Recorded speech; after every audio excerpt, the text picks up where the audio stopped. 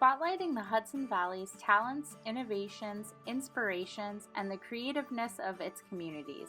Highland Public Library is proud to present Uncover and Discover. Meet the surprising neighbors you may not have heard about. Hello, everybody, and welcome to the Highland Public Library's Uncover and Discover. Today we are here with Larry Carr, who is an award-winning writer, poet, and playwright, as well as a beloved, though retired, is that correct? Are you retired now, Larry? I am for a year. It's fabulous. Oh, wow. Yes, I thought. Oh, fantastic. At SUNY New Paltz. So thank you so much, Larry, for joining. So I'm just going to dive right in to talk about some of your work.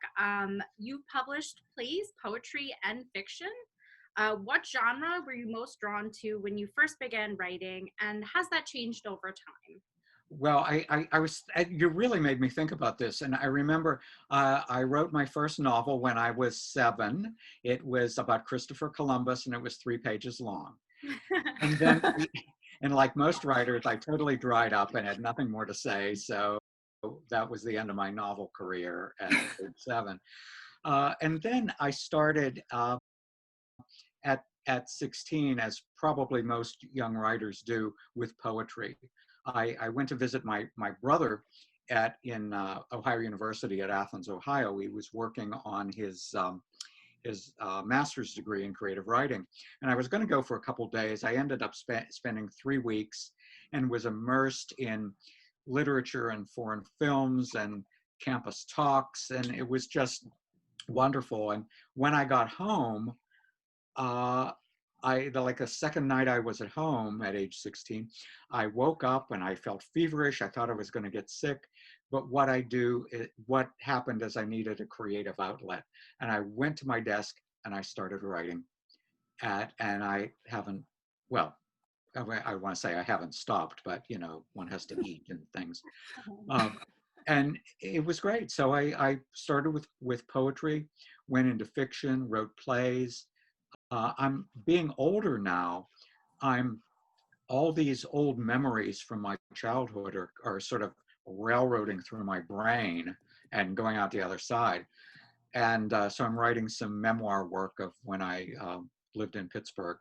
But I bounce around. I can't write one thing for too long. I get bored. You know, I'll write a play, then I want to write fiction, then short story, then a memoir, then poetry. And so I'm sort of eclectic. I'm sort of all over the place. Wow. You know, it brings me to my next question, actually. It's like, what inspires you and when you are writing? There's other art forms. Like I'll see a dance concert and I'll want to write something, not about the dance concert, but not a review, but something that inspired me of a moment I saw. Or museums are great. I mean, just to go and gawk at something for an afternoon. And I've been doing that because there are so many wonderful museums in the Hudson Valley, the Dorsey and the Loeb. And my wife and I just went to the Katona Museum, which was just great. And they have a wonderful new show there of fabric work. So I think it's just keeping your eyes open. You know, anything can be inspiring to you. You just got to keep your eyes and ears open. Yeah, is that how you came across, you know, writing Pancake Hollow Primer? What was that, your inspiration behind that? My wife Kay had moved up here in '91, and I would bounce back and forth between New York and here for a number of years. And then finally, we got married and got this house, this old rickety, wonderful farmhouse in Highland, which I just love, on Pancake Hollow Road. And again, the second or third night we were actually here, this eruption came and I had to sit down and write. And it was funny. It was going to be one of those terrible memoirs of the city guy who moves to the country and lives in an old house. And I started writing that, and I realized it was really boring. I didn't have anything to really say as a memoirist. But so I created a guy named Frank who lives in the house. the exact same time we do, but we're like in different universes and we don't see each other. It's the story about Frank, an Iraqi war vet who inherits an old house in Highland and doesn't want it and hates it, but lives here, and the house starts to heal him from all of his war wounds. Most of the books that I wrote and edited, I think they're all through the library system. Right, they are. I believe there's 6 or 7 of them. And a lot of them are books that anthologies that I've edited that have lots of wonderful Hudson Valley writers in them. Here's one.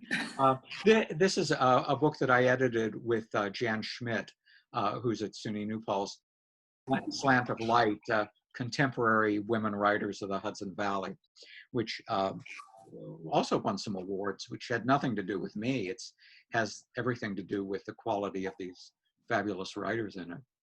I have a new venture that is publishing that I hope the viewers will look at, and you two will as well. I've started an online magazine called Lightwood, Lightwood Press, LIGHTWOODPRESS.com, all one word, Lightwood Press.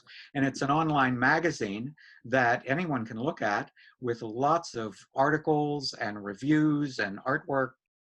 Detouring slightly from Hudson Valley, we noticed that on your bio that you spent some time teaching abroad. I'm just wondering what that experience was like, teaching in another country. It was fabulous. It was great. I taught in the Czech Republic and in Poland and in Sweden. And it was just wonderful. And the things that stick out aren't the huge things, not the big cultural things, the social things, the political things. It's all just the little things. I had a play done in Prague in the Czech Republic, and it toured around the country, and it was going to be translated by obviously a Czech person over there.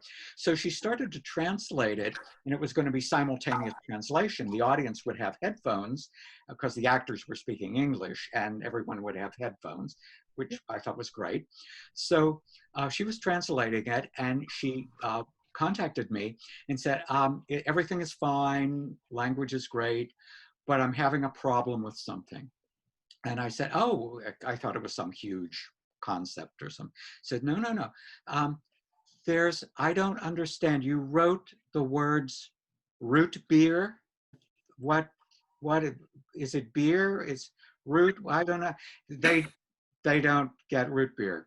So I started to explain it and then realized I couldn't. So that was the kind of things that you face when you work abroad, not the huge things. Everyone is the same, but it's the little things. Well, that kind of brings me to my next question. Are there any particular topics that you're drawn to? And this is a question I really had to think about yesterday and today that you threw me.